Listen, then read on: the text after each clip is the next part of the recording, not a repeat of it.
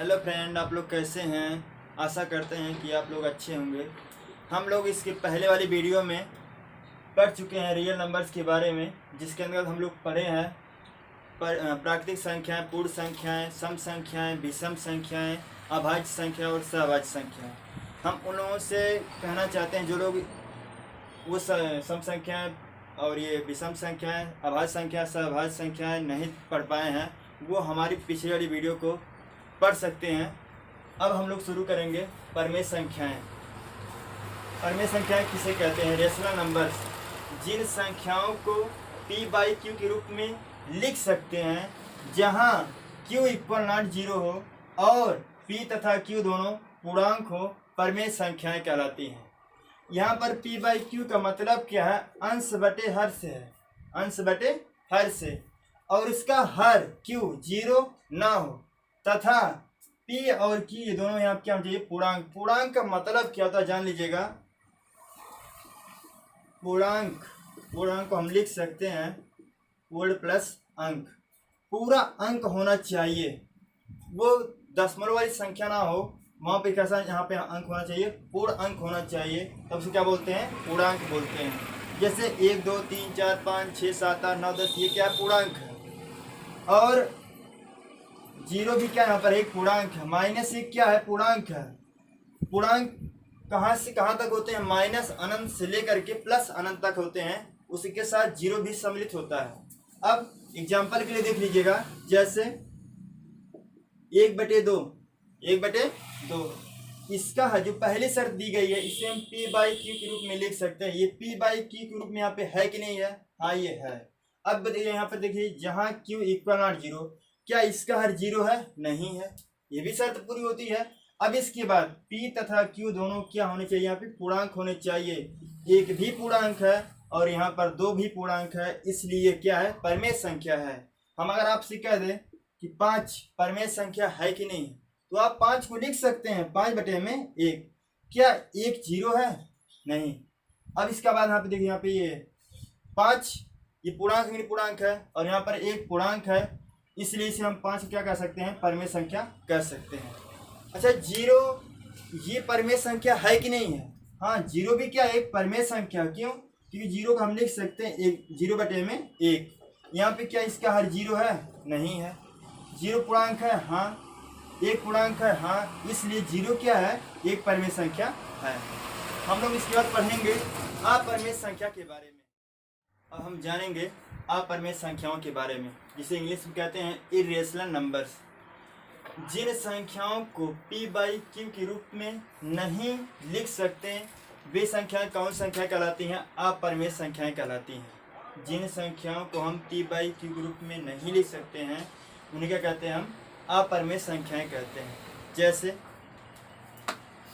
√2, आप कह सकते हैं हम इसके भी बटे में हम 1 लिख सकते हैं। हाँ, आप लिख सकते हैं, लेकिन क्या यहाँ पर इसका हर जीरो नहीं है? हाँ, एक शर्त मान लीजिए परमेय के लिए पूरी होती है कि हाँ इसका हर जीरो नहीं है, क्यू इक्वल नॉट जीरो। लेकिन हम आपको बताए हैं कि इसका हर और अंश दोनों पूर्णांक होने चाहिए। क्या √2 पूर्णांक है? नहीं, इसलिए ये क्या है? एक अपरमेय संख्या है। जितनी भी कर्ण वाली संख्याएं होती हैं, जितनी भी कर्ण वाली संख्या होंगी जिसका हम पूरा वर्गमूल नहीं ज्ञात कर सकते हैं, वे सभी संख्याएं अपरमेय संख्या होती हैं।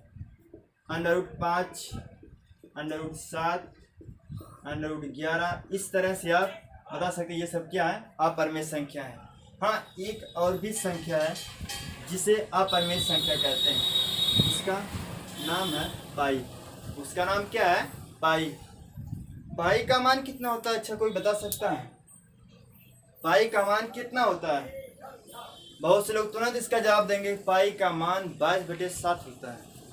तो आप तुरंत कह सकते हैं कि पाई तो आप परमेय संख्या होनी चाहिए, क्योंकि उसका मान 22/7 यहाँ पे होता है। लेकिन ये गलत ही, जान लीजिएगा कि पाई का मान 22/7 होता है, ये गलत है। ऐसे क्वेश्चंस टेट सुपर टेट में पूछे गए हैं, वहाँ पर पूछा गया था कि पाई है, ऑप्शन में दिया गया था कि पाई पूर्णांक है, परमेय संख्या है, अपरमेय संख्या है, इनमें से कोई नहीं।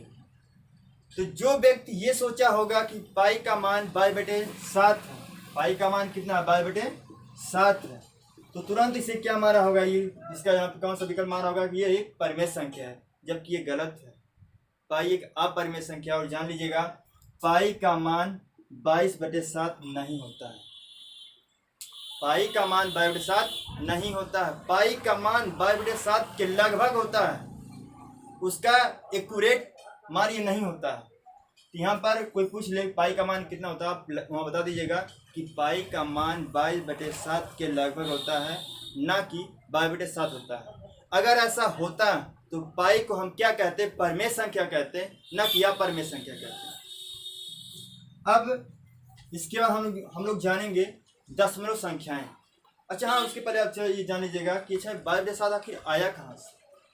पाई का मान जो 22/7 हम वहाँ पे रखते हैं वृत्त और बेलन वाले सवाल में, आखिर 22/7 आया कहाँ से था, कोई पूछ सकता है आपसे। तो आप बता दीजिएगा कि पाई के स्थान पर जिसे हम रखते हैं जो 22/7, वो जो 22/7 है वो किसी वृत्त की परिधि और उसके व्यास का अनुपात होता है। किसी वृत्त की परिधि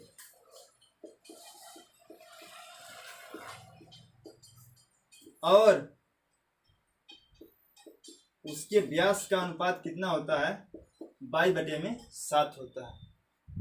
हम केवल वृत्त वाले सवाल में और बेलन वाले सवाल में ही पाई के स्थान में 22/7 रखते हैं, अन्य कहीं पर नहीं रखते हैं कि पाई का मान 22/7 यहाँ पे होता है। पाई क्या है, एक अपरिमेय संख्या है। अब हम लोग जानेंगे दशमलव संख्या के बारे में। हम लोग दशमलव संख्या के अंतर्गत पढ़ेंगे शांत दशमलव संख्या और अशांत दशमलव संख्या। सबसे पहले पढ़ते हैं शांत दशमलव संख्या। शांत दशमलव में व्यक्त होने वाली परिमेय संख्याओं के हरों के अभाज्य गुणनखंड 2 हो, 5 हो या फिर दोनों हो, इनके अलावा कोई तीसरी संख्या वहाँ पर ना हो। अगर ऐसा हुआ उसके हर में क्या हो, 2 हो या 5 हो या फिर दोनों हो, तो जो ऐसी संख्या होंगी उन्हें हम क्या कहेंगे, शांत दशमलव संख्या कहेंगे। जैसे 1/2।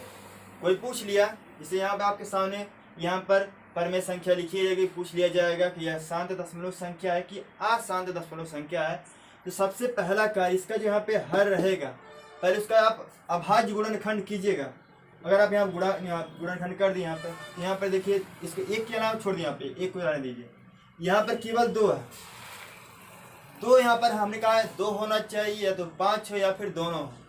तो यहाँ पर 2 मिल गया, इसलिए यह क्या है, शांत दशमलव संख्या है। दूसरा एग्जाम्पल 1/5। यहाँ पर जो हर यहाँ पर इसमें यहाँ पे क्या दिया गया, 5 दिया गया, तो ये भी क्या है, एक शांत दशमलव संख्या है। अब तीसरा देख लीजिए, जैसे हम आपसे कह दें 7/, यहाँ पर लिख दें 10, 7/10। जब इस 10 का आप गुणनखंड करेंगे यहाँ पर, तो 2 गुणे आप 5 कर दिए, यहाँ पर 2 और 5 दोनों है, तो भी यहाँ पर ये 7/10 क्या एक शांत दशमलव संख्या है। लेकिन अगर हम यहीं पर बात कर दें, अगर इसका हर जैसे हम कह दें यहाँ पे 7/15 लिख दिया गया, 7/15, कोई पूछ लिख क्या ये शांत दशमलव संख्या है, तो आप तुरंत कहेंगे नहीं। क्यों? क्योंकि यहाँ पर जब हम 15 का गुणनखंड करेंगे तो 5 गुणे में 3 आ गया। यहाँ पर 5 तो है कोई बात नहीं, यहाँ पे 3 नहीं होना चाहिए। हमने कहा केवल 2 हो, 5 हो या फिर दोनों हो, तभी हम कह सकते हैं कि यह संख्या यहाँ पे क्या कहलाएगी, शांत दशमलव संख्या कहलाएगी, वरना शांत दशमलव संख्या यहाँ पे ये नहीं होगी। अब जानेंगे हम लोग अशांत दशमलव संख्या के बारे में। अब हम लोग पढ़ेंगे अशांत दशमलव संख्या। अशांत दशमलव संख्या जो शांत ना हो। अच्छा, शांत और अशांत का मतलब समझ लीजिएगा कि आखिर ये शांत क्या होता है, क्या अशांत होता है। शांत का मतलब ये होता है जैसे हम जब किसी परिमेय संख्या फिर भिन्न में जब हर से जब भाग करते हैं या फिर उसे दशमलव के रूप में चेंज करते हैं, तो दशमलव के कुछ स्थान तक जाने के बाद भागफल वहाँ पे जो शेषफल प्राप्त होता है वह शून्य हो जाए, तब ऐसी संख्या को हम शांत दशमलव संख्या कहते हैं। लेकिन अगर हम भाग करते जा रहे हैं लेकिन भाग समाप्त नहीं हो रही है, उसका शेषफल 0 नहीं हो पा रहा है, तब उसे कहते हैं हम अशांत दशमलव संख्या।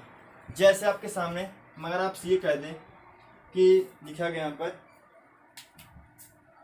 17/2, 17/2, आप कहेंगे यहाँ पर ये शांत दशमलव संख्या की अशांत दशमलव संख्या है।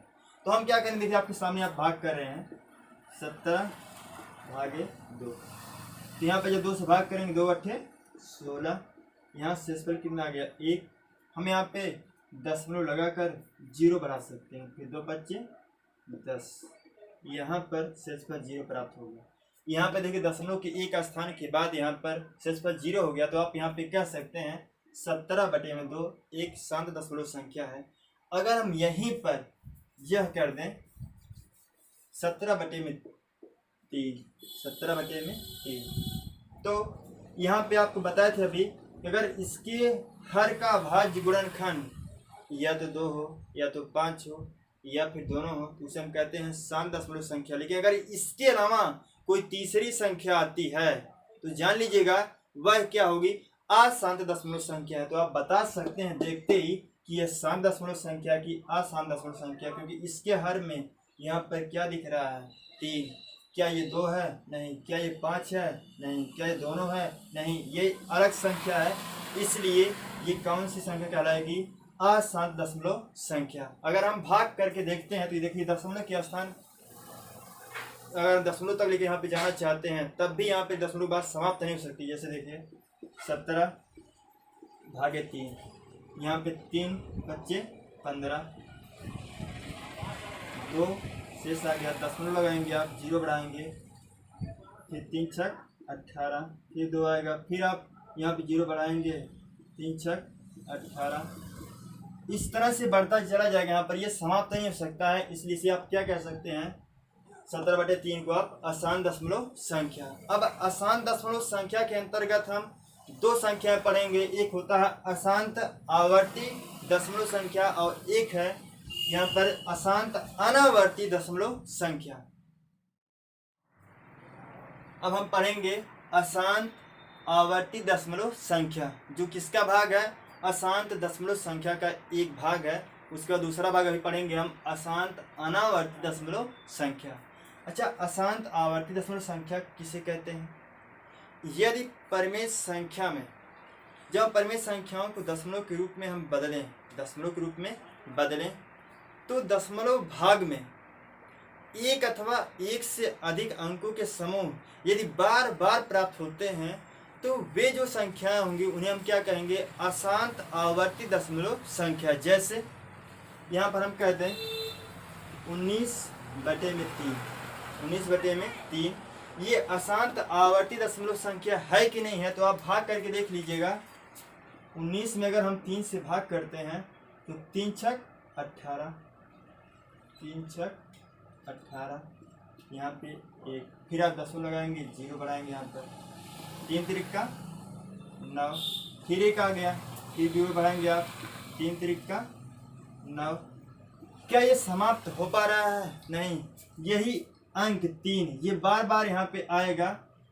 अगर ये बार बार अपनी गति को दोहराएगा अर्थात ये बार बार ये प्राप्त होगा तो हम ऐसी संख्याओं को क्या कहेंगे, हम अशांत आवर्ती दशमलव संख्या कहेंगे।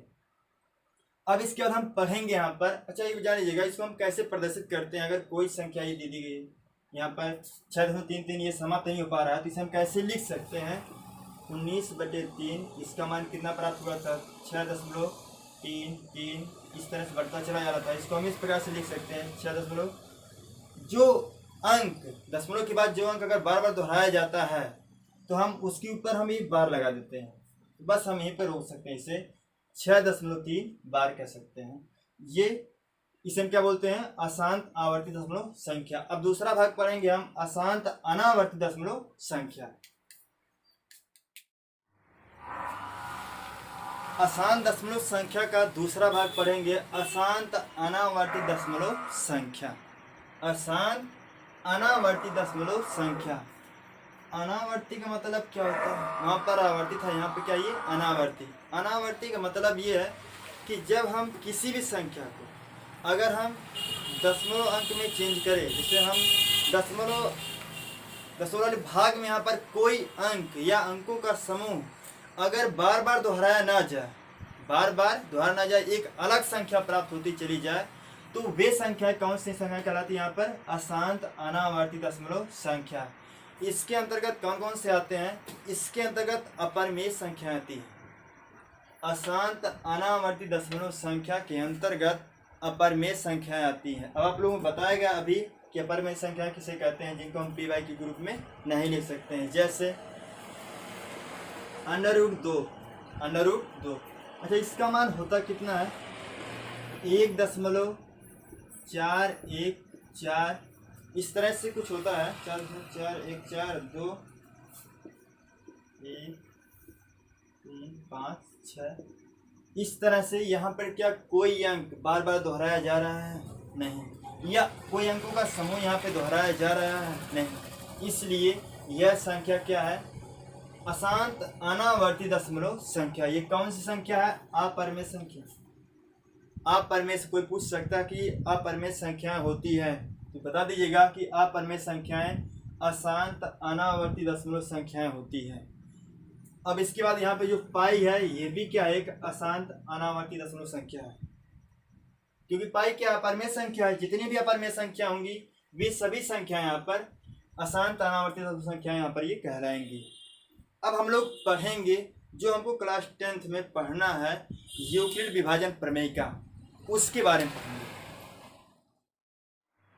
आशा करते हैं कि जो इस वीडियो में पढ़ाया गया होगा आप लोगों को समझ में आया होगा। अगर कहीं पर भी किसी टॉपिक पर आपको डाउट हो तो आप लोग कमेंट करके ज़रूर बता दें, जिससे हम उस टॉपिक पर विशेष ध्यान दें। और हम लोग अगली वीडियो में पढ़ेंगे यूक्लिड विभाजन प्रमेय के बारे में, जिसके द्वारा हम लोग एक्सरसाइज को सॉल्व करेंगे। यदि हमारी वीडियो आपको पसंद आई हो तो लाइक शेयर करना ना भूलें तथा चैनल को सब्सक्राइब करके बेल आइकन को दबा दें ताकि आपको लेटेस्ट अपडेट मिलती रहे।